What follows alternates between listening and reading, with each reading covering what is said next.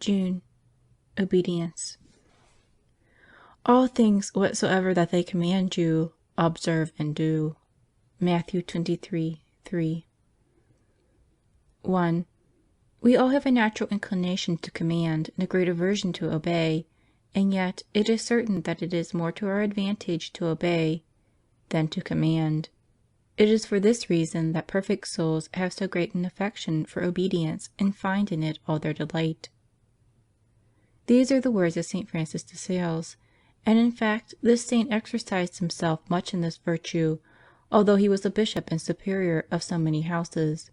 He even obeyed his chamberlain in regard to rising and retiring to rest, dressing and undressing, as if he had been the servant instead of the master.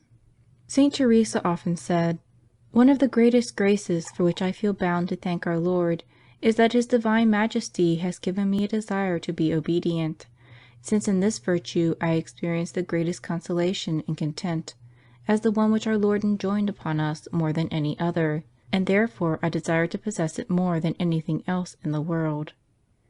St. Mary Magdalene de Pazzi had so great a love for obedience that even though a command might be very difficult to execute or her weariness extreme, she never appeared reluctant, or showed the least sign of discontent, but accepted everything with a cheerful countenance, as if the most agreeable proposal had been made to her.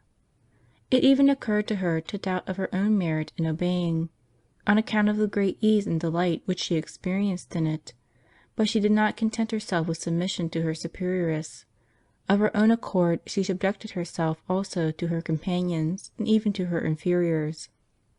With this intention she chose one of her sisters, whose permission she asked for even the most minute things which she desired or found it necessary to do, and obeyed her in everything, in spite of all difficulties.